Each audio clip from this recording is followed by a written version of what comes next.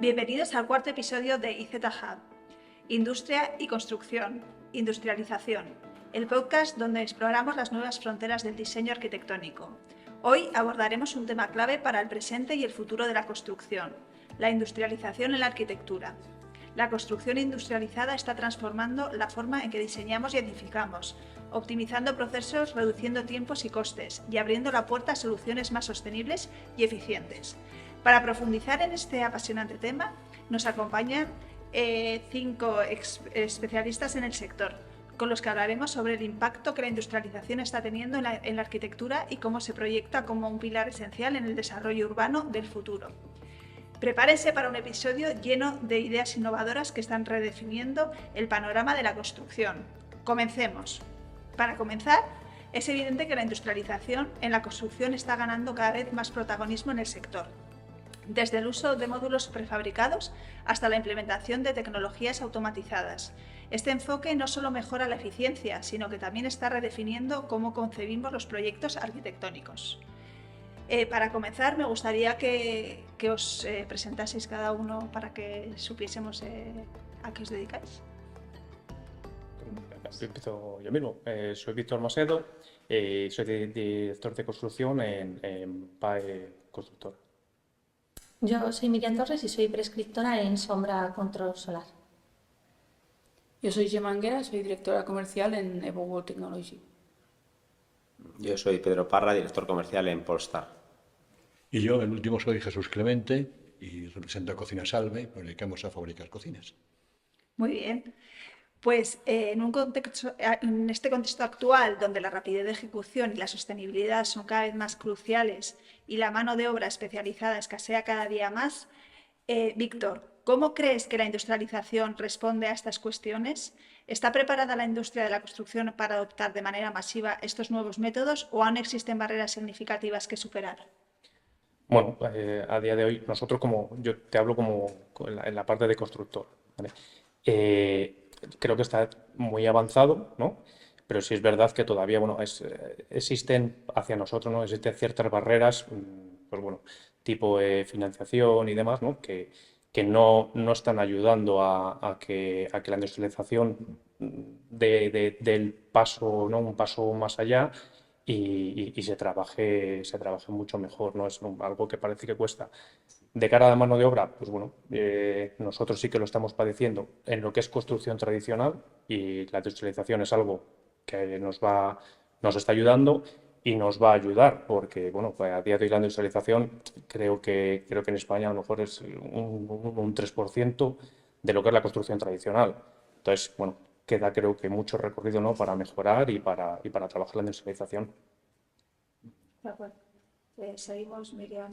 Sí, yo estoy de acuerdo con Víctor. Al final, la escasez de mano de obra hace que la industrialización sea una necesidad, porque, como él ha comentado, en la construcción tradicional, es verdad que hace años había muchísima mano de obra y la calidad de los trabajos también era elevada, pero ahora mismo hay una escasez que hace que sea necesario industrializar todos esos trabajos.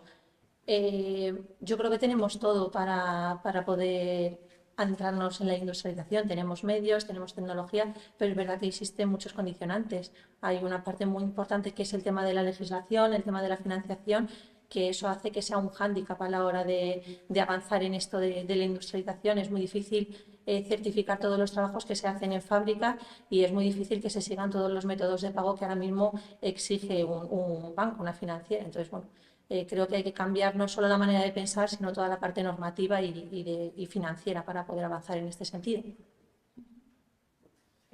Sí, pues como dicen ellos, la mano de obra es uno de los motivos por los cuales pues cada vez más la industrialización se está implementando. Nosotros, que somos una empresa de construcción industrializada, pues estamos viviendo también, ¿no? Hace poquitos años las grandes constructoras de eso pues decían, no, nosotros sabemos construir muy bien y ya lo tenemos todo súper planificado, no nos hace falta esto porque nos va a ser más caro, etcétera, etcétera, vamos a tener que cambiar. La gente le cuesta mucho cambiar, pero ahora ya están diciendo, no, es que tenemos que industrializar porque es que no podemos construir si no tenemos mano de obra, los tiempos se alargan, toda la parte económica, ¿no? Con todas las crisis que hemos tenido, los precios también ha hecho mucho daño. Constructoras que están ahora acabando obras de hace 5 años a lo mejor presupuestadas, eso les hace mucho daño.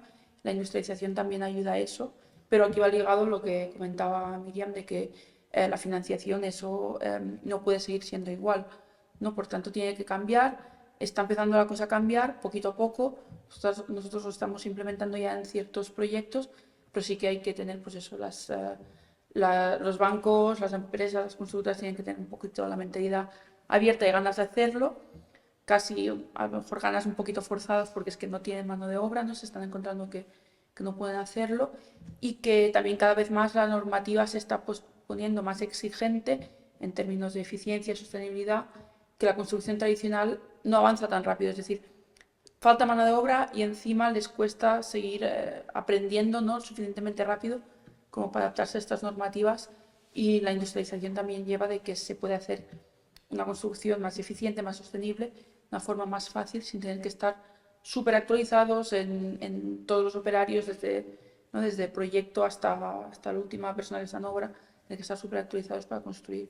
Eso facilita mucho, y al final, cuando se ve el número global, pues creo que es lo que les hace cambiar la opinión. Tienen que ver un número primero global hasta que deciden hacer este cambio. Bueno, yo vengo de otro sector, ¿no?, que es un sector quizás demasiado industrializado, ¿no?, que es el sector de la automoción, que ha sido pionero en la mayoría de las soluciones, ¿no?, que se han ido implantando durante la historia, ¿no?, y que luego el resto de sectores van copiando. Es un sector que vamos muy por delante, pero luego también es cierto que somos muy lentos también en las transformaciones, ¿no?, porque bueno, para que os hagáis una idea, antes de que salga un coche a la calle, pues ese coche hay que fabricarlo 9 años antes, ¿no? Entonces nuestro sector no permite esos cambios tan rápidos que otros sectores sí que pueden tener, ¿no? Y en un mundo que va tan rápido es complicado. A nivel de falta de mano de obra, pues podríamos hacer un cambio, ¿no?, porque a nosotros realmente, y es triste, nos sobra mano de obra, ¿no?, porque además sabéis que estamos en una transición ahora mismo hacia el vehículo eléctrico, que bueno, pues hay que ser claros, en la producción del vehículo eléctrico es mucho más simple que la producción de un vehículo térmico, ¿no? Entonces, en ese momento sí que estamos teniendo excedente de mano de obra hablo a nivel general, a nivel mundial, ¿no?, en fábricas. España no es ajeno, porque España además es un país, como sabéis, potencia mundial a nivel de fabricación de coches, ¿no? Nosotros no fabricamos en España como Polestar, pero sí que hay muchos fabricantes que fabrican aquí. Entonces estamos ahora mismo quizás demasiado industrializados. ¿Hacia dónde estamos yendo nosotros? Pues hacia el cambio en el modelo de distribución, que es donde sí que el sector necesitaba despertar un poco, ¿no?, porque seguimos con un sector de distribución de concesionario muy, muy tradicional, ¿no? Yo te vendo y tú vendes en mi nombre o vendes con el margen, y ahí es donde estamos todos haciendo ahora mismo un cambio, si queréis luego más adelante desarrollamos un cambio bastante fuerte. Pues fijaros, yo fabrico muebles de cocina. Pues imagináis hace 50 años al carpintero ahí con ese serrucho. No pasa nada. Era así. Bueno, ¿cómo no vamos a industrializar las empresas? Sería imposible. Es decir, hoy día pueden salir 150, 200 muebles diarios. Si no hubiera máquinas que lo hicieran, si no hubiera ya todo un formato, una secuencia de trabajo muy mecanizado, sería imposible. Con el serrucho y el martillo no consigues hacer eso. Sí, es verdad, hablábamos antes, fuera del micrófono, que el sector del mueble de cocina, yo creo que el sector del mobiliario en general, pero el de cocina en particular, cada vez tiende más a ser el traje a medida, ¿no?, a ser bueno, el traje a medida, yo creo que es la palabra que mejor lo explica. Y eso sí obliga a que hay que conseguir máquinas que sean muy versátiles, que no se pierda una hora en cambiar parámetros de la máquina para hacer un mueble determinado. Te hablo de nuestro caso, en Cocina Salve. Mira, a mí me da igual, lo hablaba antes con Pedro, hacer un mueble de 30 que de 28, exactamente igual. Pero claro, pasar de hacer un mueble de 30 a 28 en una máquina muy sofisticada puede llevar una hora a un operario para cambiar los parámetros de la máquina. ¿Eso qué me obliga? Me obliga, como es natural, como decía al principio, a industrializar la empresa, claro, sin duda, y no sería imposible, pero que sean máquinas muy versátiles, que me permitan hacer esos cambios muy rápido para conseguir, como decía al principio, hacer el traje a medida de cada cliente. Entonces, la industrialización, sin duda, y nuestro sector, siempre con unos baremos. Yo sé que, por ejemplo, decía Pedro ahora que el sector del automóvil es el pionero, ¿no?, en el tema de industria, robots, etcétera, etcétera, etcétera. En el tema del mobiliario no llegamos a ese nivel porque el formato de vida actual, es decir, el formato del comercio actual, también impide llegar a ese nivel.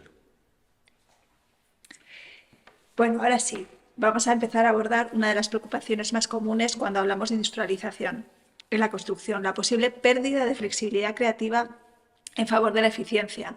Sabemos que la industrialización puede reducir tiempos y costos, pero ¿cómo encontrar el equilibrio adecuado? Aprovechando que tenemos la presencia en la mesa de buenos ejemplos de otros sectores ya industrializados con éxito como la automoción o el mobiliario de cocina, ¿qué enseñanzas podemos trasladar de estos al sector de la construcción? No se me ocurre. No lo sé. No se me ocurren muchas cosas. Seguramente aquí las personas que se dedican a la construcción, seguramente ellos van a tener ideas mucho mejores que las mías, con lo cual os cedo la palabra, porque no sé. No, pero bueno, yo escuchando un poco a los de lo que habéis comentado, al final la automoción lleva industrializada, ¿no?, muchos años, pero lo que es la parte tuya de carpintería y demás, aunque no te lo parezca tanto, sí está también bastante industrializada, sobre todo por maquinaria.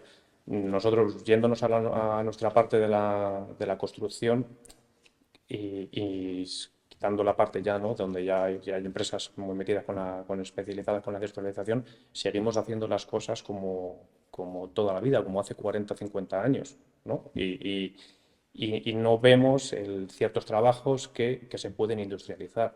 Han mejorado materiales, ¿vale?, pero que al final se hacen en una fábrica o demás, ¿no? Pero mejoran materiales, pero lo que es esa puesta en obra prácticamente sigue siendo igual. Y es lo que no se hace para el profesional más atractivo, ¿no? No se hace atractivo. Al final os sobra gente en la automoción.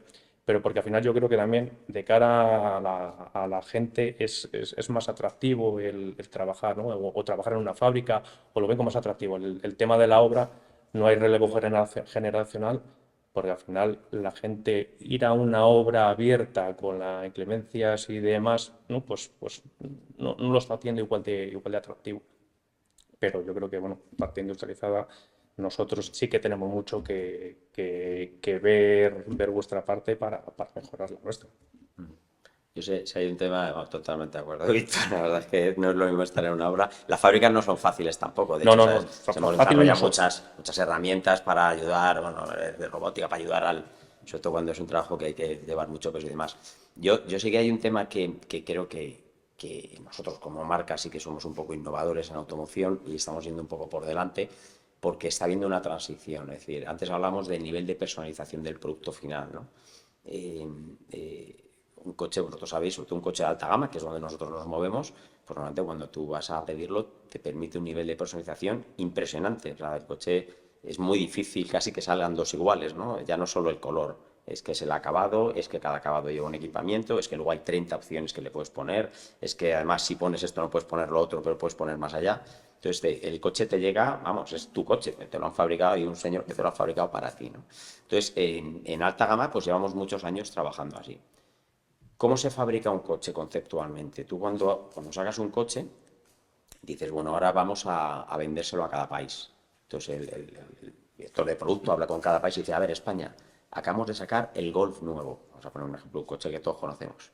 Y dice, ¿cómo lo quieres? Pues mira, para España me lo vas a fabricar con techo solar. Le vas a poner también, mira, el climatizador, que aquí es que con el clima que tenemos todo el mundo lo pide.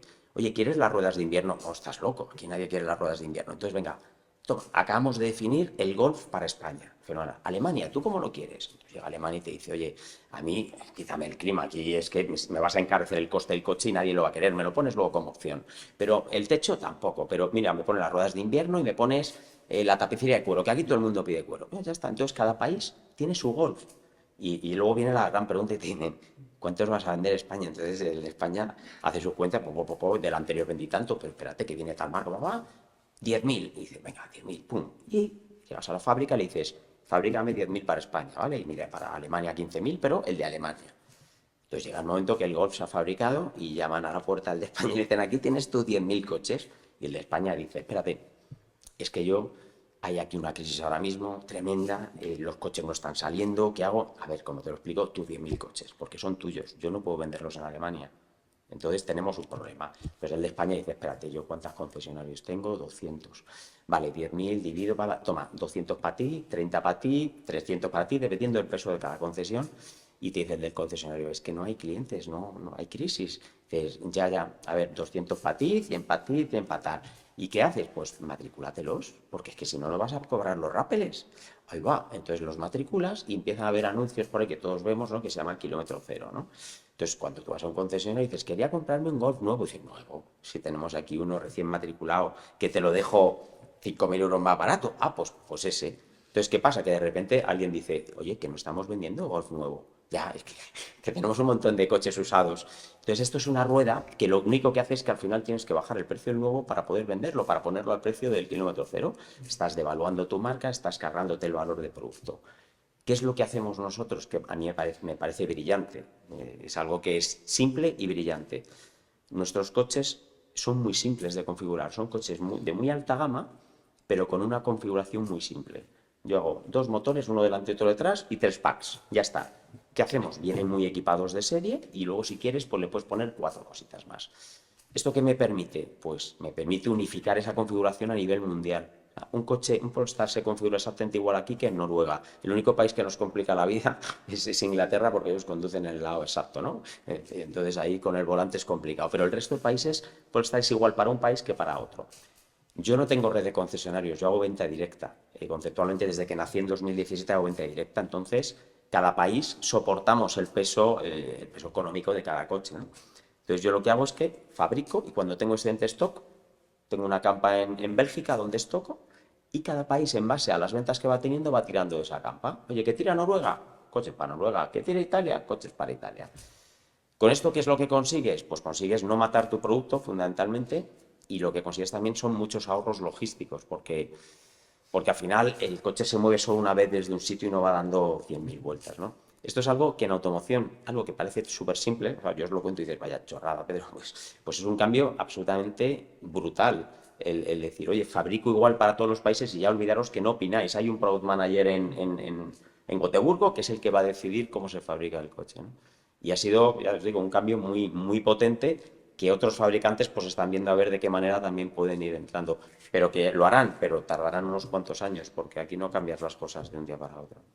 Yo creo, un poco acompañando a lo que dice Pedro, que el sector de la construcción tiene que ir enfocado en ese sentido. Es decir, creo que al igual que en el sector del automóvil, que se le entra en una plataforma que lo componen unos elementos y otros y ahí dan una estructura común que luego deriva en un producto o en otro, creo que en la construcción se debe estandarizar aquellos componentes o elementos que para el cliente final tengan como un menor valor y hacer una inversión en aquellos que para el cliente final tengan un valor más alto. Es decir, pues a lo mejor una fachada, pues a lo mejor para el cliente final no tiene tanto valor como los acabados interiores. Pues oye, pues estandaricemos, industrialicemos ese componente para luego que el cliente final decía, pues oye, quiero un suelo de roble, o quiero un suelo cerámico, o quiero un suelo. Entonces, creo que deberíamos ir hacia ese lado y fijarnos en vuestro sector, que efectivamente habéis sido pioneros. Al final, hablando un poco, no es un símil, ¿no? Pero de un proyecto, una vivienda con un vehículo no tiene nada que ver, ¿no? Pero hay unas partes que son, oye, mira, tenemos el ejemplo de esta vivienda con el Wall. Todo lo que es la envolvente, la estructura, es algo industrializado, ¿no? Lo haces en fábrica y puedes hacer, bueno, todas las que tú veas necesario, ¿no? Y ahora luego la parte interior, que es la que tú comentas y que sería lo suyo, ¿no? Estandarizar y decir, oye, diferentes paquetes de opciones, pues para que todo salga, ¿no? más ordenado y al final ese orden, esa organización es lo que nos hace ajustar costes y que todo, bueno, y que sea un producto más asequible. O sea, te digo, asemejándolo al vehículo, que no tiene nada que ver, pero que hay unas partes que sí se pueden, ¿no? Construir industrializadas y que, bueno, que sean muchas iguales. Ya estáis en ese camino, ¿no? ¿Cómo? Ya estáis en ese camino, ¿no? En el camino de, por ejemplo, ya no quedan yesaires. No hay. ¿Por qué? Porque aparecen los fabricadores de yeso, que ya está viendo, por ejemplo, las perfilerías, que anteriormente había 2.000 tipos de perfilerías, parece que también se están estandarizando bastante, ¿no? Con lo cual, yo creo que la construcción también, de a poquito, pero también va caminando en ese sentido, ¿no? En el sentido de, sí, de a poquitos, pero también va en ese sentido. O sea, si te pones a ver, hay muchísimos trabajos que se hacían en construcción antiguamente que ya no se hacen, simplemente ya no existen. porque, bueno, la industria ha conseguido productos equivalentes, análogos, que se van utilizando. Pero ha sido casi, o sea, sí, pero Necesidad. muchas cosas han sido como una necesidad. Bueno, todo, al final todo siempre por una necesidad. Es que, Pero nos lo estamos muchas veces casi llevando a, no a golpes, ¿no? Pero decir, oye, es que este producto que viene en este proyecto no te lo puedo hacer porque no hay nadie quien lo haga. Entonces, oye, vamos a cambiar. nos ha pasado Que sí que ha habido mejorando. nos ha pasado mucho, que y eso, en algún laminado y demás, proyecto, se en me algún cambia. proyecto estos que te metes en un charco, pero un charco te sirve para aprender un montón. Cada ¿Nos pasa? proyecto, ¿Verdad? cada casa que fabricamos aprendemos algo nuevo. Sobre todo, y esto cuando te metes en un charco importante. Es decir, madre mía, ¿cómo me he metido yo en esta cocina o en esta construcción? Tal. Bueno, pues resulta que de ahí salen muchísimos aprendizajes, ¿verdad?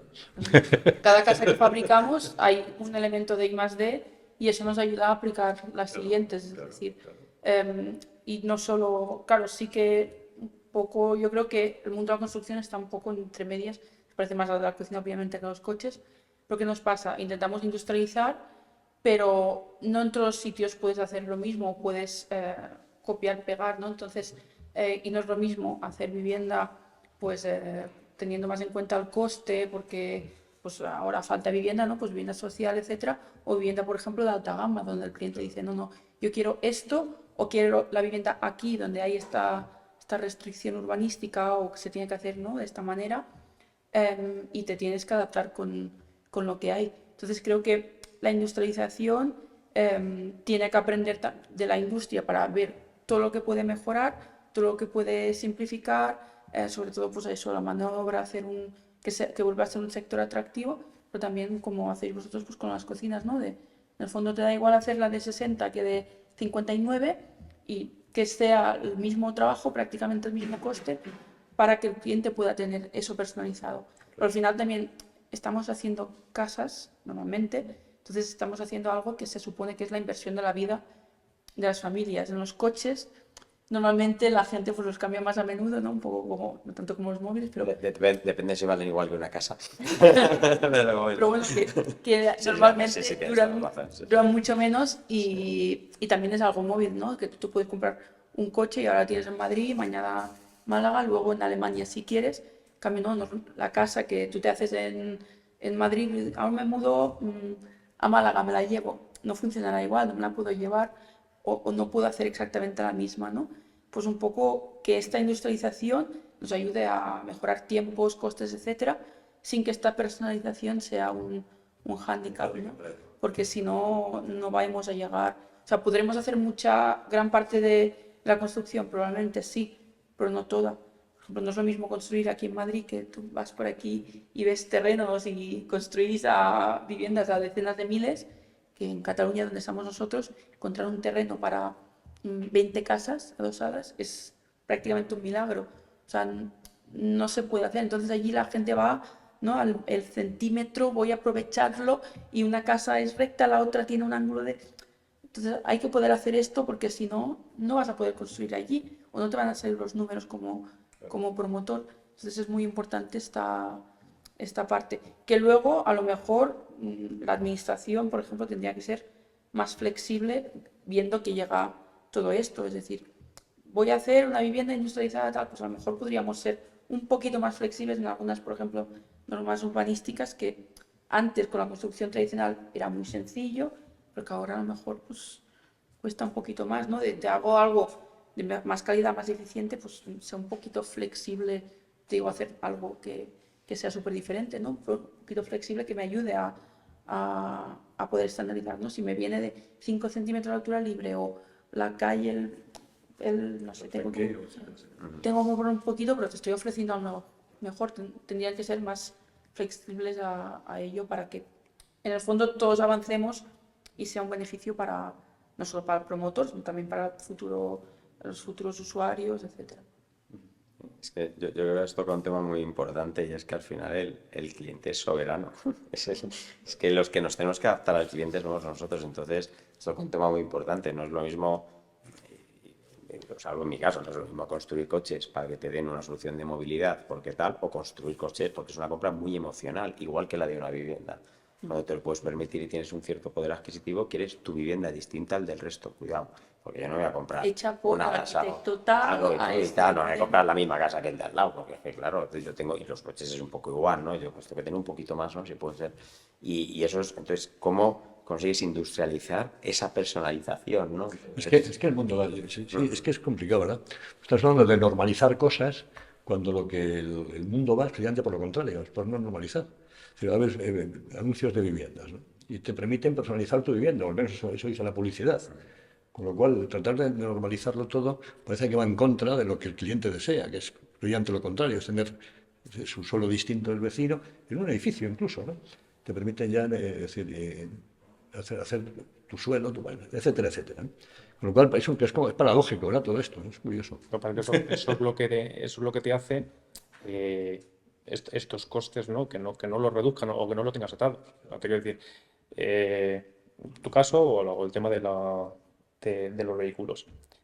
El cliente que va a comprar o va a coger un mueble, hay parámetros que tiene claro que no puede cambiar, ¿no? Yo no puedo cambiar la estructura del coche, como miles de cosas, ¿no?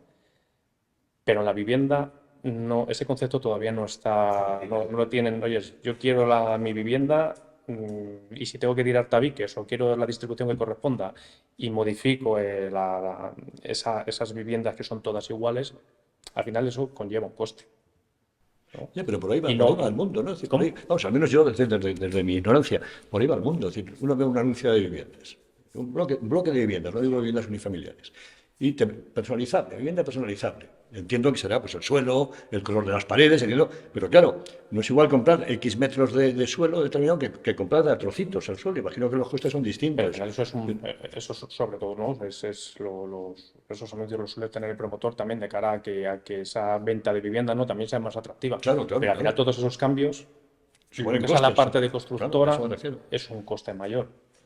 A lo mejor en un tema de indirectos, ¿no? De tener una persona seleccionando o haciendo diferentes pedidos, pero al final, bueno, pues no buscas que todas las viviendas no sean iguales y puedes reducir costes y puedes ir ajustando. A eso me refiero. Entonces, es el caso tuyo del mueble. Oye, ¿no? Los muebles, más o menos, si no son a medida, tienen que ser de 60, ¿no? Y a lo mejor hay ciertas cosas que no se pueden cambiar, oye. Y la gente ya, cuando vamos a comprar una cocina, como que lo tenemos asociado, oye, estos son muebles de 60, son muebles En de cocina, 90. mira, en cocina ahora mismo hay dos grandes tendencias. Una que es la de los grandes almacenes, para decir nombres, IKEA, Leroy Merlin, etcétera, etcétera, que esos han hecho un estándar, les funciona bien, lo saben hacer muy bien y van por esta. Y luego está lo que es el estudio de cocina, que es donde yo entro. Es decir, que es hacer cada cocina. Ahí no hay nada estándar. Ahí todo es, dime la anchura, la altura. Es decir, dime cómo es, te tomo medidas y te hago tu traje. Esa es la Pero cuestión. el coste es Bueno, mayor que si yo alguno. consigo los costes, reducirlos casi a precio de IKEA, pues resulta que esa es la idea del triunfo. Esa es la cuestión, ¿no? Ver cómo consigo eso. Cómo consigo hacer el traje a medida al precio de un Pret-a-Porter. Esta es la cuestión. Que al final la gente normaliza por necesidad. Es lo que decía, vas a comprarte un Golf, si te dicen que hay un kilómetro cero, que a lo mejor el color no te gusta o le falta no sé qué, pero 5.000 euros menos, pues dices, hombre, pues a lo mejor es lo que me puedo permitir, lo compro, pero que si me pudiera permitir un coche de alta gama o a lo mejor por esta pequeña diferencia me puedo permitir un coche mucho mejor personalizado, sí que la gente lo hace, pero muchas veces no se normaliza, se tiene que normalizar porque gran parte pues te lo pide a unos costes porque los coches, la vivienda, todo están a un coste mucho más elevado que hace años comparado al nivel de vida que llevamos, ¿no? Pero la gracia sería, pues lo que dice, de poder hacer cocinas, casas, coches parecidos con un coste parecido a lo normalizado, pero dices, si la diferencia no es mucha, pues prefiero obviamente tener una cocina completamente a medida con mis cosas porque a mí me gusta más cocinar de esta manera u otra y poderme adaptar, ¿no? Al final no creo que nadie por gusto le guste vivir en copiar, pegar, ¿no? Entonces, ese es lo difícil también Bueno, del yo sector. creo que es por donde va el mundo ahora mismo, ¿no? En general, yo creo que es por donde camina el mundo. Un poco al hilo de lo que estáis comentando, ¿vale? Una duda recurrente es si la apuesta por la normalización y la estandarización dará como resultado un parque edificatorio repetitivo. Desde vuestras distintas perspectivas y experiencias, ¿qué opinión tenéis al respecto? Yo creo que no. O sea, yo me voy a lanzar aquí a la piscina, pero creo que la industrialización no quiere decir que todas las casas tengan que ser exactamente igual o todos los edificios de forma repetitiva. O sea, creo que, como estaba diciendo anteriormente, creo que se debe normalizar y estandarizar aquellos elementos que no supongan tanto valor para el cliente. Es decir, se pueden industrializar las prelosas, se pueden industrializar fachadas, pero luego con esos elementos configurar diferentes soluciones. O sea, no quiere decir que todas las casas tengan que ser de X medidas con X alturas. Yo creo que eso es un error, pensar que la industrialización está enfocado a eso. Creo que la industrialización va más allá. Se industrializa para reducir costes, reducir plazos, tener unos acabados de mejor calidad, con unas soluciones de mayores exigencias, pero todo hacerlo de forma paralela en una fábrica y luego llegar a la obra y ensamblarlo. Pero creo que es industrializar elementos 3D, 2D, y para luego llegar y hacer diferentes configuraciones, pero es un error pensar que la industrialización es para hacer repetitivamente las cosas, desde mi punto de vista. Sí, yo creo que lleva razón. Estamos hablando de una semi-industrialización, ¿no? Básicamente. Sí, correcto. Suscribo. Es que luego está la parte también de que hay ciertas cosas que a lo mejor no es necesario industrializarlas. No todo es industrializable, ¿no? Al final industrializamos para hacer el mismo proyecto y que sea a un coste inferior. Hacemos también, ¿no? Cada vez va todo más a la industrialización por la falta de mano de obra, pero hay diferentes fabricantes de sistemas para la industrialización, por lo que no tienen que ser todos iguales. Es verdad que realmente sería un error, ¿no? Que todos los edificios, oye, si fuera todo casitas iguales. Bueno, hay diferentes materiales que, igual que se hacen los perfiles de la ventana, ¿no? No voy haciendo para cada ventana un perfil diferente. Pues la vivienda yo creo que tiene que ser algo similar. Hay que industrializar, pero no tiene que ser todo totalmente igual con los mismos materiales. Es que hay un tema que lo inventó un señor que se llamaba Steve Jobs, que es un teléfono que es igual para todo el mundo, pero es distinto para todo el mundo. Entonces, y estoy totalmente de acuerdo contigo, yo te hablo del coche eléctrico, que se supone que es lo que yo digo, nosotros tendemos a estandarizar en la medida de lo posible. Entonces tú te compras un coche de 90.000 euros y dices, joder, es igual que el de mi vecino. Cuando te metes dentro, ¿no? O sea, tú antes de coger ese coche necesitas una hora de personalización, igual que con tu móvil, ¿no? Y te bajas tus aplicaciones, te colocas tu botonería, tus colores son totalmente distintos a los del otro interiores, porque lo puedes... Entonces, la tecnología te permite ya un nivel de personalización, que es una inversión inicial, obviamente, pero que luego al final son actualizaciones de software. Y dices, oye, te hago una actualización y resulta que tú ahora tienes más potencia que el de al lado. Simplemente porque te he hecho una actualización que la haces desde tu casa, ya no tienes ni que ir al taller, ¿eh? Y te meto más potencia en el coche. Y has comprado ese paquete que... El coste obviamente es el coste del software y del desarrollo, ¿no? Entonces, yo no sé hasta qué punto en la construcción este tipo de cosas también se pueden, joder, la domótica, ¿no? Las casas, joder, pues que tengas me invento, un cristal fotocromático que de repente cuando tú quieras lo oscureces, tal. Ahí también tienes un nivel de personalización que no implica el paquete grande exterior, ¿no? Que puede ser igual, pero luego cada uno puede tener, no sé. Sí, yo en diferentes ponencias y congresos, que al final este tema es muy recurrente, es verdad que ha habido más de un estudio de arquitectura que estaba un poco, no voy a decir en contra, pero sí que le veía algún inconveniente al tema de la industrialización, pero es que yo creo que la industrialización empieza desde el inicio. O sea, antes incluso de empezar un proyecto tiene que haber como una colaboración entre los diferentes agentes, y uno de ellos es el arquitecto, que es quien aporta sobre todo el diseño, y luego apoyarse pues en industriales, en ingenieros, en fabricantes, en una serie de personas y de empresas dentro del sector, para llevar más allá de lo que es la industrialización, sin que se pierda ese diseño, que para eso está el arquitecto, para hacer un proyecto pues bonito y funcional, pero apoyándose pues en todos esos demás agentes que le van a echar una mano en el tema de la industrialización. Sí, es que muchos tienen... Ahora ya se está pasando, ¿no? Porque ya están viendo cosas de, hombre, se ha hecho esto industrializado, está muy bien, ¿no? Pero hasta que no ha habido a lo mejor más ejemplos, más que se han conocido más, tenía mucho miedo de, me he hecho arquitecto porque mi sueño es diseñar la mejor casa para cada cliente, ¿no? Hacer un poco arte, ¿no? Que al final es lo que hacen. Y me están ahora aquí intentando que yo construya haciendo cajas de cemento. Ese es un poco el miedo que tienen, o no voy a poder decidir y voy a pasar a ser un interiorista. y les da miedo perder, obviamente, al final. Y hay muchos proyectos que están industrializados y Exacto, son y una no auténtica sabes. maravilla. Y Exacto. no lo sabes, porque claro, lo ves. Pero ya yo creo que los que lo van probando ya ven que no es un hándicap, sino que es una herramienta más y que les va a facilitar que pues si en vez de modelar en CAD, modelan en Revit, luego esto se va a poder industrializar más fácilmente y tienen la misma libertad que en la obra tradicional, porque también en obra tradicional no es lo mismo hacer una casa que sea una caja que con unos voladizos, unas formas raras, al final también se complica y también el coste afecta.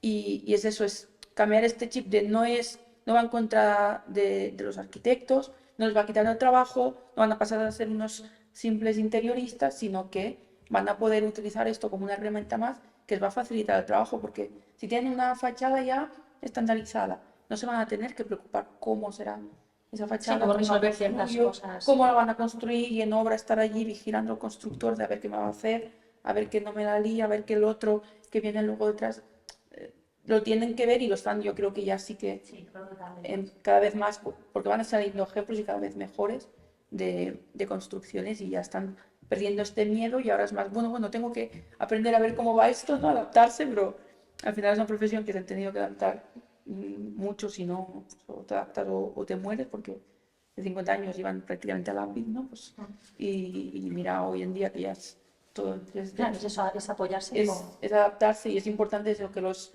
industriales, los que estamos industrializando, les demos este apoyo, les, entre comillas, eduquemos, ¿no? Les demos todas las herramientas, les explicamos cómo funciona. Mira que no te voy a quitar el trabajo, que lo que quiero es facilitártelo. Hablemos antes de empezar un proyecto, qué necesitas, qué te puedo ofrecer, porque a lo mejor en otra obra pues ya he hecho un invento que me había pedido otro, pues ya lo he aplicado, ya sé hacerlo, pues un poco es verle que todos vamos para que avance todo el sector, no para uno quitar el trabajo a todos. Bueno, y aparte, si quieres industrializar, ¿no?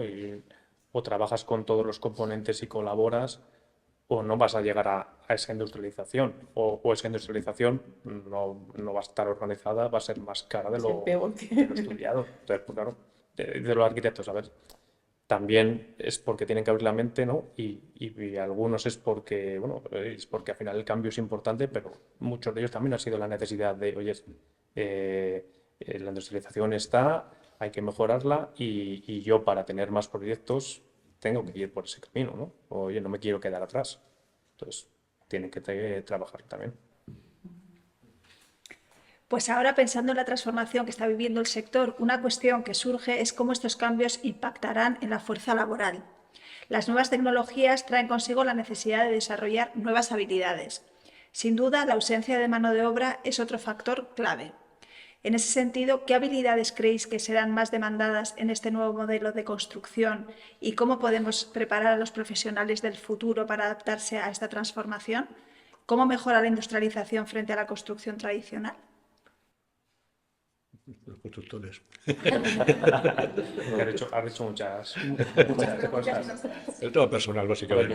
Yo hay una parte, el tema de industrialización, yo muchas veces lo hablo con diferentes fabricantes y lo están comentando. Hace falta mano de obra, igualmente, ¿no? Pero para hacer industrialización o para un montaje específico de un sistema, esa persona o ese personal tiene que estar igualmente formado, que hoy en día es de lo que carecemos. Hay gremios, ¿no? Que a lo mejor son más, bueno, no que sea más atractivos, pero tienen formación. Electricidad, mecánica, existe una formación de algo relacionado, ¿no? Con albañilería. No sé si hay cursos, pero no hay una FP, ¿no? Donde sea atractivo y llame a la gente pues, para formarse y querer trabajar de ello, ¿no? Entonces, hay cosas bueno, que tienen que cambiar para poderla mejorar. Pues mira, yo creo que con lo que dice Pedro de que ellos tienen mucho personal en el sector automovilístico, yo creo que va a venir muy bien a la hora de la industrialización, porque al final se va a pasar a trabajar en una fábrica con unos tiempos más controlados, con unas condiciones mejores que en la obra, como decía Víctor, y al final es gente que va a tener que estar formada, porque eso no quiere decir que esté formada, pero es verdad que va a hacer un trabajo más repetitivo, no va a ser tan diferente como en cada obra, sino que el que va a tener que ensamblar una cosa lo va a tener que hacer todos los días de la misma manera, porque al final el trabajo va a ser igual. Entonces, es verdad que yo creo que eso va a hacer que el sector sea más atractivo y que podamos contar con más personal, cosa que a día de hoy no sucede. Y es cierto que, bueno, la mujer es verdad que en la obra no tiene apenas presencia, no porque no se quiera tener presencia de la mujer, sino que no es un sector ahora mismo atractivo o que yo sienta que sea atractivo para la mujer, y creo que en una fábrica sí que puede ser algo más llamativo para las mujeres. Entonces creo que bueno, hay trabajos que son más minuciosos, bueno, que no requieren pues tanta fuerza, o son trabajos más especializados que creo que la mujer puede llevar a cabo, y creo que eso va a hacer que se abra mucho más el mercado del sector de la industrialización en fábrica. Sí, yo creo que se tiene esta idea, ¿no?, de que construcción es un trabajo sucio, vas a estar en la obra cargando sacos y con la lluvia y con todo, y prácticamente ha dejado de ser así. Es decir, cuando industrializas, estas tareas son prácticamente mínimas, con una buena planificación. Lo que se tiene que hacer en obra es mucho más sencillo que lo que se tenía que hacer antes, y en fábrica puedes hacer turnos, hacer horarios, por tanto conciliar.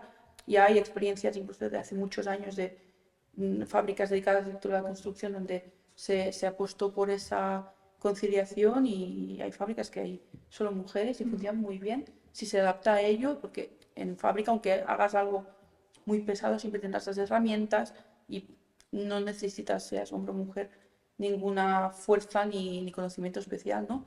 Nosotros, por ejemplo, ahora estamos en expansión buscando gente. Esto es gente que viene o del sector incluso de la hostelería, ¿no? En el bar de cerca del polígono, oye, ¿quién buscamos gente y las adaptas? Porque intentamos también que la industrialización sea como el sector no automovilístico, que quien está en fábrica haga esa tarea, que sea simple, que no se pueda equivocar, porque si diseñas algo que luego en fábrica es muy complicado de hacer, tampoco te sirve de mucho. Y es un poco meterle, ¿no?, de todos los sectores que hay, coger ideas y que sea así. Ver, pues en el automóvil funciona muy bien, ¿cómo la hacen? ¿Qué hacen?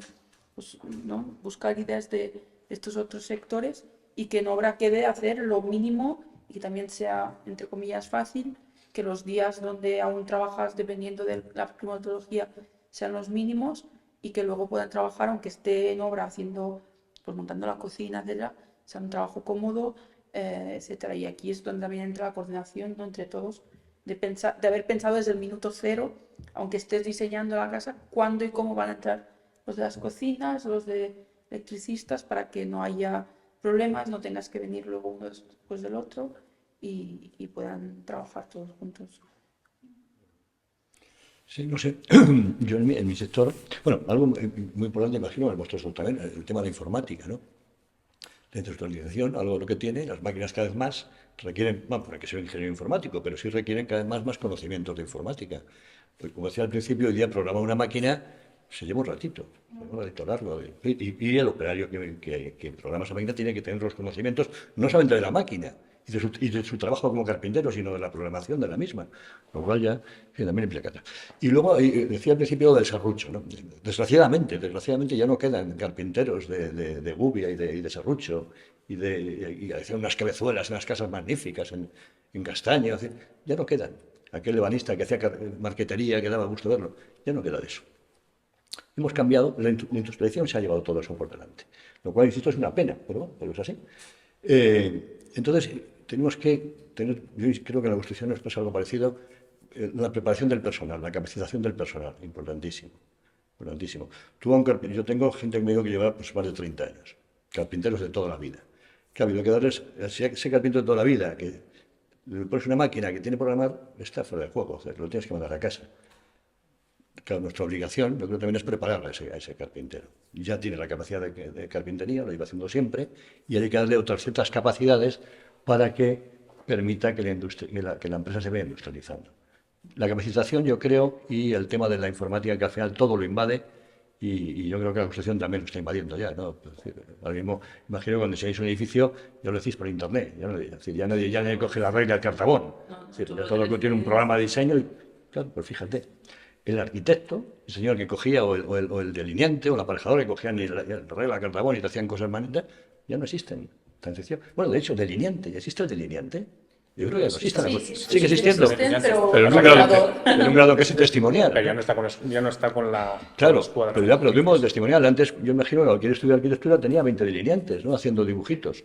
Ahora eso ya ha desaparecido. Bueno, pero sí, pero eso ya ha cambiado por mejora. Claro, no. ordenador. Imagino que el delineante antiguo habrá tenido que aprender informática y manejar un programa para poder seguir con su trabajo, ¿no?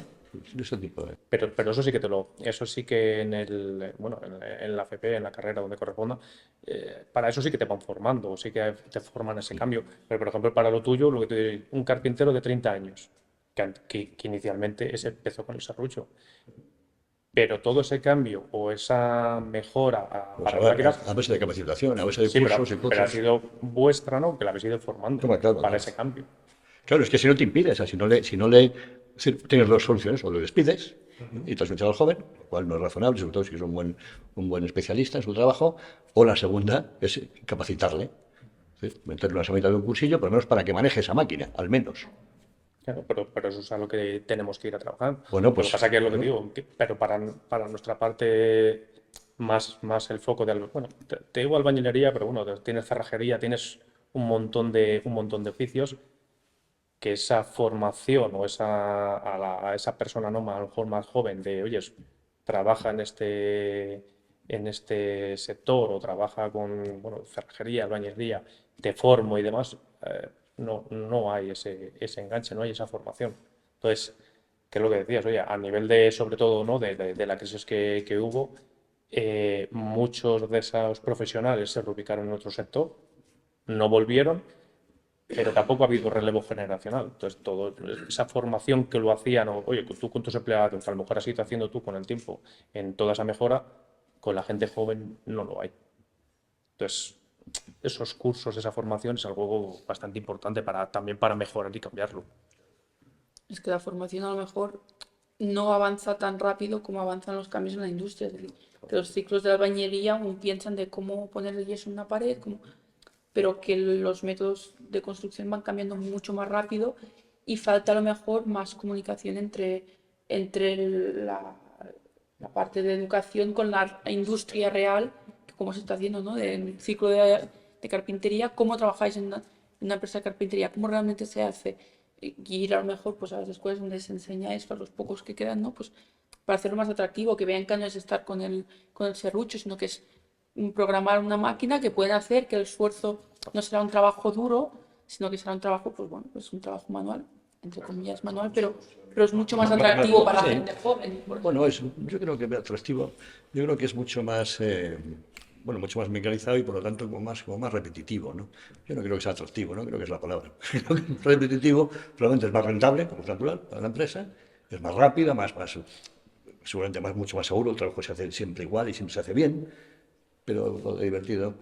Que piensa en un mecánico. No, pero mejor que ir con el serrucho y cargando cosas a cuestas, ¿no? Piensa en un mecánico de coches hoy en día. Un mecánico de coches hoy en día se dedica a meter una máquina y modificar un software. Ya está. A ver, meto esto tal, me lo bajo, ahí no se ha descargado bien, venga, entonces. Ya nada, olvídate ya de meterte con la llave inglesa, te cae la Pero no era mucho más divertido el mecánico de coche. Oye, no, yo no Mucho más divertido. No, pero es cierto que, a ver, la automoción lo estáis aquí pintando como si fuese maravilloso y también cuesta conseguir personal para que trabaje en las fábricas. Yo, como os digo, en mi empresa anterior es verdad que tenía más contacto con fábrica, pero aquí cero, ¿no?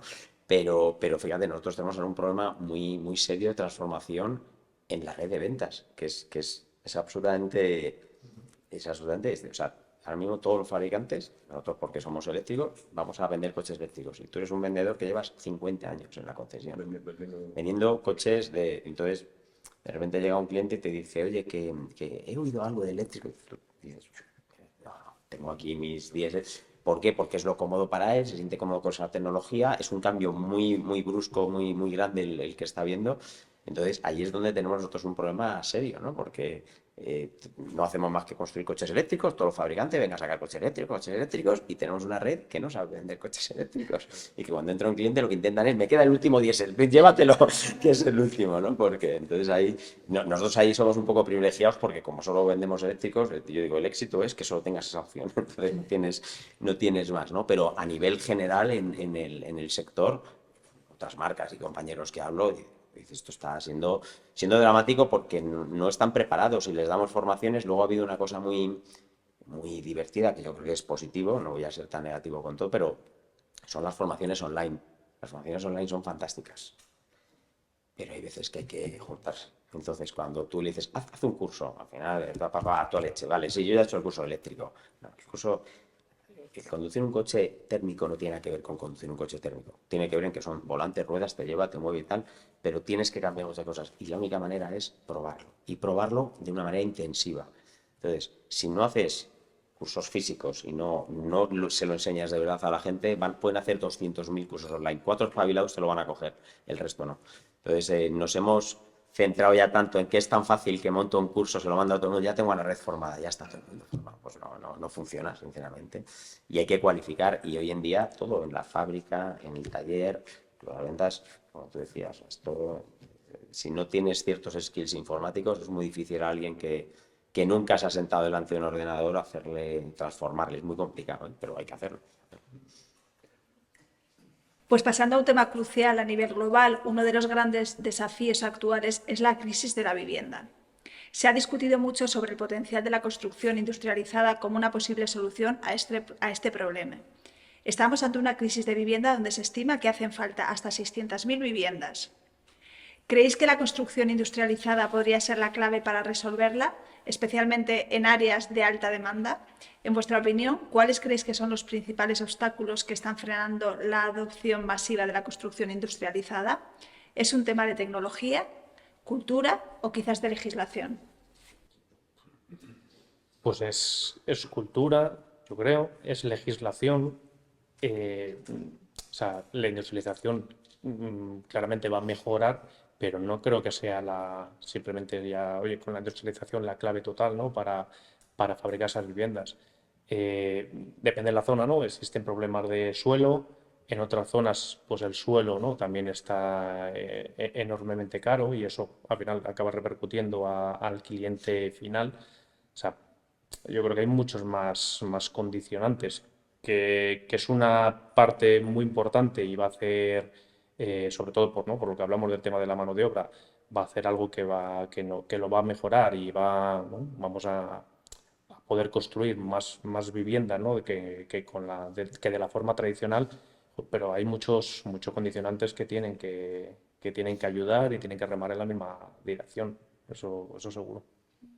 Yo estoy de acuerdo con Víctor. O sea, no creo que sea la única solución, pero sí que creo que sea una solución, porque al final la demanda de las 600.000 viviendas es una demanda actual y con la construcción industrializada lo que se hace es acortar plazos. Entonces, se va a poder resolver esa demanda de una forma más rápida. Es cierto que luego hay otro problema que es el precio del suelo, que eso es lo que hace también incrementar el valor de la vivienda, y eso es una cosa que, bueno, que a la construcción no le compete. Eso ya son temas normativos, legislativos, que eso es uno de los hándicaps que tiene hoy en día pues toda la construcción, industrializada o no industrializada. Es un problema que existe. Y luego lo que comentaba anteriormente, que creo que hay un problema en el tema de la legislación y de la financiación. Si no cambian esos modelos, es muy difícil que haya promotores que se quieran adentrar en el mundo de la industrialización, porque al final la demanda la tiene que mover el promotor. O sea, es verdad que la industria es la que tiene que mover la oferta de la industrialización, pero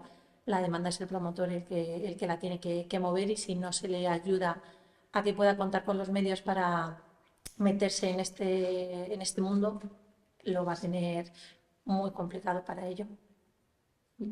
Sí, de acuerdo, porque es eso, que la industrialización va a ayudar a solucionar antes el problema, pero es un poco lo que decíamos antes, de que si no, la normativa no es un poco más flexible, la legislación, en ciertos casos, como es una emergencia, como en este caso, de pues en este suelo, ¿qué se puede hacer? ¿Qué no se puede hacer? Hay que cambiar la legislación nacional o local, urbanística, todo esto retrasa muchísimo. Ahí en Cataluña, por ejemplo, para licencias de obra hay sitios que tardan casi 2 años para darte la licencia. Entonces, cualquier promotor, es decir, yo no me pongo a hacer una promoción aquí porque es que no me va a salir a cuenta, porque ahora hago unos números dentro de esos años que va a pasar, aunque industrialice, no me va a salir a cuenta. Entonces, eso es una cosa. Luego también, si lo que se requiere es vivienda, sobre todo también vivienda social, acceso a primera vivienda, etcétera, si el promotor tiene que hacer una vivienda donde el margen es mínimo o con el precio del suelo es que ni le salen los números, no va a hacerla.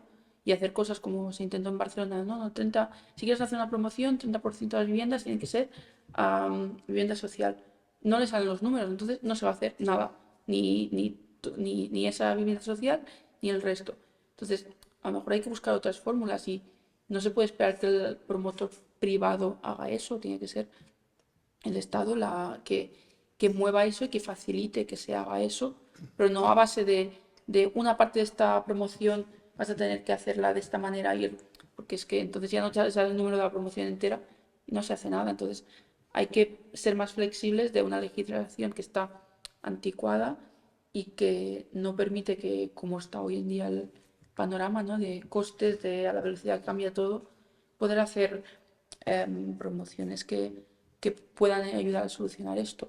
Luego hay que también el Estado, pues aquí en Madrid, por ejemplo, los nuevos barrios, si luego no hay una obra civil pública en torno a eso, por mucho que hagas viviendas en un suelo a bien de precio porque está incomunicado, el promotor no puede solucionar eso. Entonces, si no hay una colaboración público-privada de verdad, la industrialización creo que es casi que el mínimo de los problemas que hay. Va a ayudar, pero... Uno muy importante es que lo decimos, que es la financiación, ¿no? Al final, un promotor ¿no?, solicita ese préstamo y cuando es construcción tradicional, ¿no?, digamos que se va pagando en función de lo que in situ se va trabajando.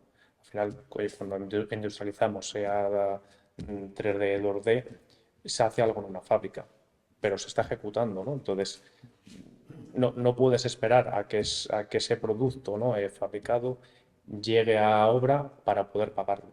Hay mucho trabajo previo, ya desde la formación, desde proyecto y desde esa fabricación, donde implican muchos materiales que tienen un coste importante. Entonces, claro, eso es lo que también tiene que cambiar, que ayudaría mucho. Y la mejora, perdón, y la mejora de costes de industrializar varios, es decir, no compensa eso. Estamos hablando de que tú, en la construcción tradicional, tú vas certificando obra y vas cobrando a medida de certificación. Cuando industrializas, hay mucho trabajo que ya está hecho, como dices tú, en fábrica, pero también estás rebajando costes. Es decir, no compensa. Pues no rebajas el 50% del coste de Pero la al obra. final rebajas costes. Al final, la La certificación certificación va a ser más tardía, va a ser más tarde. Es decir, cuando ya tengas mucho hecho, acierto saber. De hacerlo industrializado a hacerlo tradicional, claramente hay muchos costes, sobre todo a nivel de indirectos, ¿no? Al final, una obra industrializada, si tardo 10 meses, a lo mejor en tradicional estoy 18 o estoy 20. Digamos que para cubrir esos meses no hay muchos costes indirectos que hay que contemplar. Si yo lo hago industrializado, todo eso es lo que se está ahorrando. Y es verdad también, ¿no?, que hay una parte de costes, ¿no?, que son fijos, que desde el principio se sabe cuáles son. Entonces, claramente si nos metemos en industrialización es porque tiene que haber un ahorro. Pero el problema es que esa fabricación, ¿no?, esas viviendas que se hacen en fábrica, ahora mismo, ¿no?, tal y como está el tema de la financiación, hasta que no se lleve in situ a obra, no se paga. Entonces, ese es el problema que hay, porque al final cualquier fabricante de cualquier sistema industrializado, en el momento en el que empiece a fabricar, tiene que haber pagos. No se puede esperar a que Los materiales lo están monten. comprados, tienes que tener... También la industrialización lo que ha hecho es, por ejemplo, antes tú construías en obra in situ, no tenías unos costes indirectos del propio fabricante, constructor de la casa. O sea, no tenías que pagar una fábrica y unos costes indirectos de la propia fábrica. Ahora tienes eso más los de obra. Los de obra se acortan, pero existen los de fábrica. Entonces, claro, el fabricante tiene que tener materiales, etcétera, y cierta parte pagada, porque si no, no va a poder fabricar eso, porque no tiene pulmón para comprar todos los materiales de todas las casas.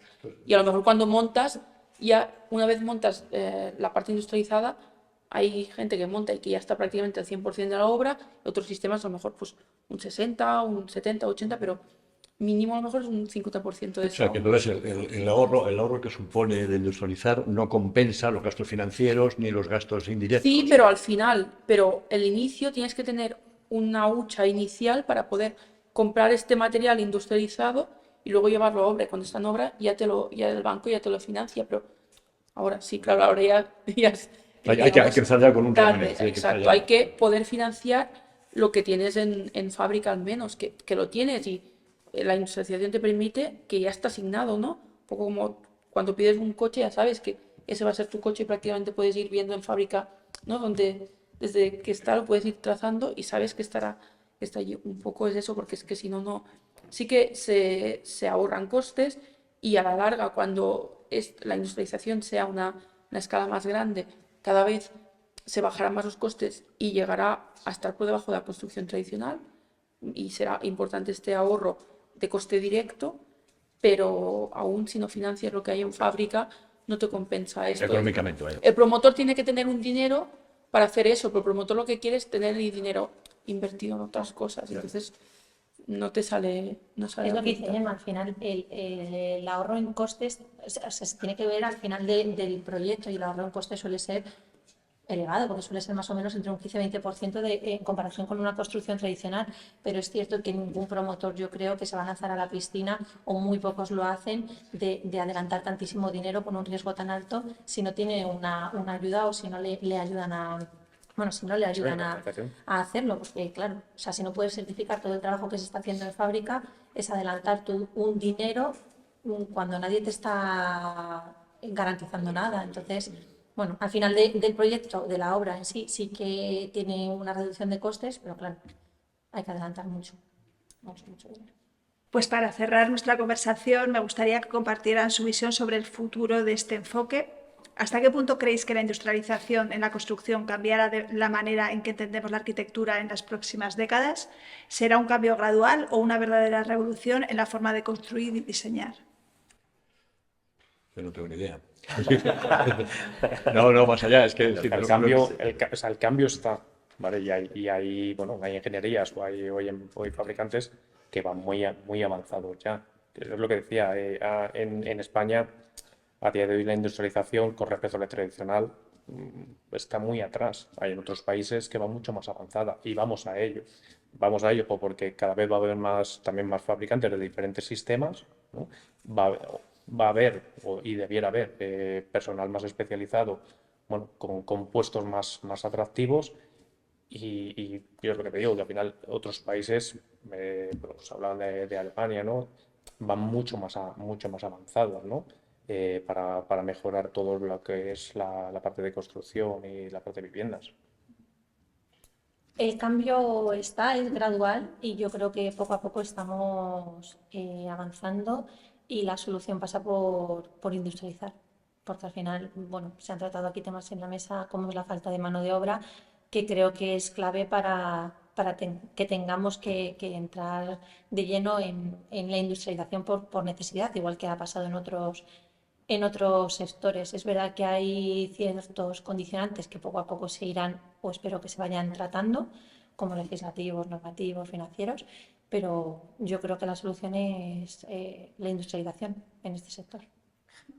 Para el tema de los arquitectos, no va a suponer un gran cambio, ¿no? Imagino, ¿no? Para el estudio de arquitectura, Al final, yo creo que el tema de los arquitectos es que ahora mismo se tienen que apoyar en ingenierías y en especialistas de la industrialización, porque es verdad que es algo que es muy, muy nuevo, o sea, es del siglo XX, o sea, la industrialización es del siglo XX en España, llegando un poquito más tarde, pero creo que al final los arquitectos lo que tienen que hacer es apoyarse en gente que esté especializada en ello. O sea, a cambio, como tal, simplemente es adaptarse y cooperar y colaborar con otros agentes. Ya no es solo el arquitecto el que se tenga que sentar a hacer un proyecto, sino que se tendrá que sentar con ingenieros, con otros arquitectos que estén más especializados en esta área, con industrias, con fabricantes. Al final es un sistema más colaborativo en el que desde el inicio del proyecto se va a tener que trabajar, porque es verdad que es un sistema que no puede haber tanto cambio como en una construcción tradicional de que se llega y se cambia in situ ciertas soluciones. La industrialización tiene que ir desde el inicio muy pensada y puede haber poca variación, porque al final son proyectos con sistemas ya más cerrados. Entonces, bueno, hay poco cambio, o los cambios son más limitados, yo creo. O sea, no es algo que les debiera costar, al final es cambiar ese concepto.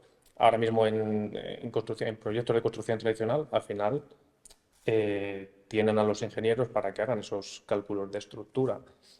Al final el cambio es, oye, con el sistema constructivo con el que queremos trabajar. Lo que estaba comentando ya, que los cambios ya en obra son mínimos, o sea, no tiene que ir todo ya un mecano perfectamente hecho, Tiene que haber rediseñado, esa colaboración con el diferente sistema constructivo, que ya los ingenieros de ese sistema le dirán o le organizarán, oye, esa parte de proyecto cómo la tiene que ejecutar. Al final, bueno, pues igualmente va a haber luego las instalaciones, va a haber la parte de interiorismo, que igualmente hay que trabajarla, pero que ahora mismo es, bueno, pues un poco cambio de concepto y de forma de trabajar, pero no es un cambio, Y que un eso va a cambio ayudar que también sea a que haya un ahorro en costes, porque muchas veces se hacen cosas que parece que no, pero tonterías de, no, pues es que yo quiero que esto sea 5 centímetros más grande, ya, pero es que si lo haces 5 centímetros más pequeño se puede optimizar y es tu ahorro en costes. Entonces, al final esto es, yo creo que hablar entre todos y hacer que un proyecto sea lo más eficaz, lo más eficiente, más sostenible, más económico, pero con diseño, que ahí está la parte del arquitecto. Tienen que acostumbrarse, entre comillas, a trabajar sobre pantalla, no sobre papel casi, ¿no? Sobre pantalla, pero desde un inicio ya saber cuáles son las necesidades de ese proyecto, conocer un poco el mercado de sistemas constructivos que hay, porque cada uno tiene sus cosillas, ¿no? Pero tampoco tienes que conocerlos súper profundamente todos, sino que todos estos sistemas industrializados, cada uno tiene un asesoramiento técnico y les dan soporte, el cálculo estructural, pues en vez de trabajar con una ingeniería seguramente te lo han hecho, pero hay que ser consciente de, vale, pues de un inicio con el cliente escoges según el proyecto con qué sistema, se inicia con ello y ya aquí dejarte un poco trabajar colaborativamente y dejarte asesorar por pues las diferentes empresas que pueda, una o varias de industrialización en ese proyecto, que te van a guiar y el arquitecto se va a poder centrar en las necesidades de su cliente y sabrá qué opciones darle, ¿no? Un poco, pues eso, conocer diferentes marcas de acabados o cocinas. Pues este cliente quiere esto, pues le digo más hacia allí o hacia allá, pero sabe que luego va a tener estas empresas detrás con un equipo de expertos y no va a tener que conocer todo a profundidad. Exacto. Y tener claro de que desde el inicio se tiene que ya sobre el proyecto tiene que estar todo definido, porque como decía, cambios en obra pues pueden significar problemas mucho más grandes que en obra tradicional, que antes, bueno, ya iremos a la obra y replantearemos instalaciones, ¿no? Ya veremos. Y esto también que mueve los 3 centímetros, ¿no? Esto se tiene que... Pero con las herramientas digitales también es mucho más fácil dibujar esto que antes. Ahora en día con unos 3Ds, unos renders, es mucho más fácil presentar al cliente el proyecto, entonces todo ayuda, yo creo. Yo me mojo. Yo desde mi conocimiento exhaustivo no. Yo que soy de fuera, viéndolo de fuera y por todo lo que la habéis está comentando, yo lo veo un cambio absolutamente natural y que se producirá. Todo lleva sus tiempos, ¿sabéis? Las fases del cambio de estas que hay, ¿no? De negación, pues no sé en cuál estáis. Yo ahora con la transición al eléctrico en España hemos pasado ya a la fase de conmoción, ¿no? De Dios mío, que esto viene, tengo que cambiar, ¿no? Pues estamos en una fase muy parecida los dos sectores, ¿no? Cada uno son cosas naturales que van llegando, que se van asimilando muy poco a poco. Hacer cambios tan drásticos es duro y luego van llegando las economías de escala, van llegando los ahorros y la gente lo va entendiendo y lo va interiorizando, ¿no? Pero es verdad que la primera fase siempre a un arquitecto le dices tienes que cambiar tu manera de trabajar tradicional a esto y lo primero es no, porque yo que trabajo muy bien, lo hago muy cómodo, es igual que yo, ¿no? Tienes que coche eléctrico es bueno, no, como que yo me encanta mi coche diésel de toda la vida, ¿no? Pues son cambios que se tienen que producir de manera natural, tardan un poco más, un poco menos, pero van llegando. Pues queremos agradecer a todos nuestros participantes por sus valiosas contribuciones y a nuestros oyentes por acompañarnos en este episodio. Ha sido un placer explorar juntos el impacto de la industrialización en la construcción. No se pierdan el próximo capítulo, donde continuaremos abordando temas de igual interés que seguirán enriqueciendo nuestra comprensión sobre la arquitectura y la innovación. Hasta la próxima. Gracias. Muchas gracias.